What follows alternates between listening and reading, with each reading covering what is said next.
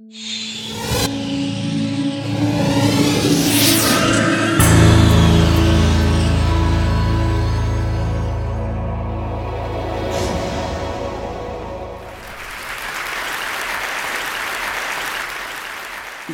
may have heard about the Koran's idea of paradise being 72 virgins, and I promise I will come back to those virgins. But in fact, here in the Northwest, we're living very close to the real Quranic idea of paradise, defined 36 times as gardens watered by running streams. Since I live in a houseboat on the running stream of Lake Union, this makes perfect sense to me. But the thing is, how come it's news to most people? I know many well-intentioned non-Muslims who've begun reading the Quran but given up, disconcerted by its otherness. The historian Thomas Carlyle considered Muhammad one of the world's greatest heroes, yet even he called the Quran as toilsome reading as I ever undertook, a wearisome, confused jumble. Part of the problem, I think, is that we imagine that the Quran can be read as we usually read a book, as though we can curl up with it on a rainy afternoon with a bowl of popcorn within reach, as though God, and the Quran is entirely in the voice of God speaking to Muhammad, were just another author on the bestseller list. Yet the fact that so few people do actually read the Quran is precisely why it's so easy to quote. That is, to misquote. Phrases and snippets taken out of context in what I call the highlighter version, which is the one favored by both Muslim fundamentalists and anti-Muslim Islamophobes. So this past spring, as I was gearing up to begin writing a biography of Muhammad, I realized I needed to read the Quran properly as I could, that is. My Arabic's reduced by now to wielding a dictionary, so I took 4 well-known translations and decided to read them side by side, verse by verse, along with a transliteration and the original 7th century Arabic. Now, I did have an advantage. My last book was about the story behind the Shia-Sunni split, and for that I'd worked closely with the earliest Islamic histories, so I knew the events to which the Quran constantly refers, its frame of reference. I knew enough, that is, to know that I'd be a tourist in the Quran, an informed one, an experienced one even, but still an outsider, an agnostic Jew reading someone else's holy book. So I read slowly. I'd set aside 3 weeks for this project, and that, I think, is what is meant by hubris, because it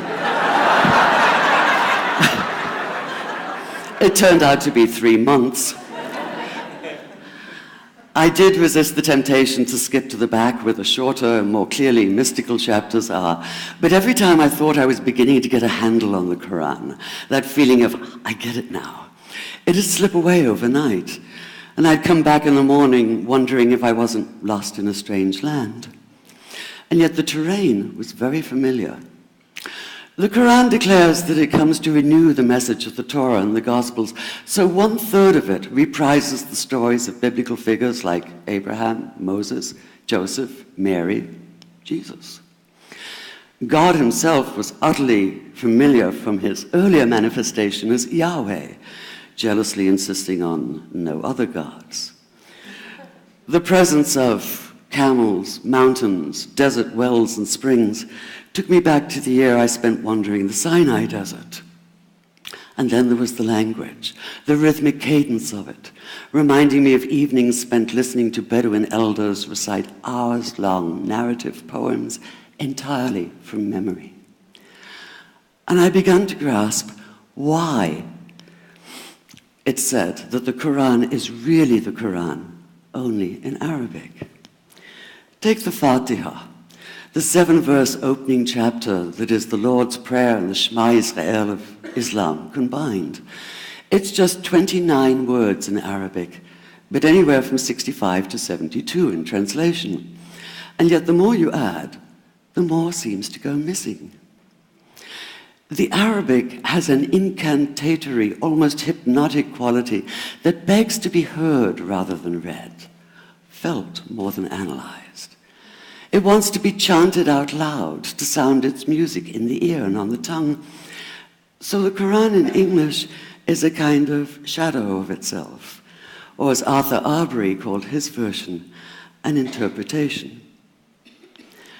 But all is not lost in translation. As the Quran promises, patience is rewarded, and there are many surprises. A degree of environmental awareness, for instance, and of humans as mere stewards of God's creation, unmatched in the Bible. And where the Bible is addressed exclusively to men, using the second and third person masculine, the Quran includes women, talking, for instance, of believing men and believing women, honorable men and honorable women. Or take the infamous verse about killing the unbelievers. Yes, it does say that, but in a very specific context. The anticipated conquest of the sanctuary city of Mecca, where fighting was usually forbidden. And the permission comes hedged about with qualifiers. Not you must kill unbelievers in Mecca, but you are allowed to, but only after a grace period is over. And only if there's no other pact in place. And only if they try to stop you getting to the Kaaba. And only if they attack you first. And even then, God is merciful, forgiveness is supreme, and so, essentially, better if you don't. This was perhaps the biggest surprise. How flexible the Quran is, at least in minds that are not fundamentally inflexible. Some of these verses are definite in meaning, it says, and others are ambiguous. The perverse at heart will seek out the ambiguities, trying to create discord by pinning down meanings of their own. Only God knows the true meaning. The phrase, God is subtle, appears again and again. And indeed, the whole of the Quran is far more subtle than most of us have been led to believe, as in, for instance, that little matter of virgins and paradise. Old-fashioned Orientalism comes into play here. The word used 4 times is huris, rendered as dark-eyed maidens with swelling breasts, or as fair, high-bosomed virgins. Yet all there is in the original Arabic is that one word, huris. Not a swelling breast or high bosom in sight. Now, this may be a way of saying pure beings, like in angels, or it may be like the Greek kos or kore, an eternal youth. But the truth is, nobody really knows, and that's the point. Because the Quran is quite clear when it says that you will be a new creation in paradise, and that you will be recreated in a form unknown to you, which seems to me a far more appealing prospect than a virgin.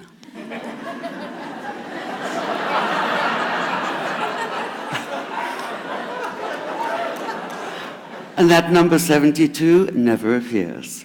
There are no 72 virgins in the Quran. That idea only came into being 300 years later, and most Islamic scholars see it as the equivalent of people with wings sitting on clouds and strumming harps. Paradise is quite the opposite. It's not virginity, it's fecundity, it's plenty, it's gardens watered by running streams. Thank you.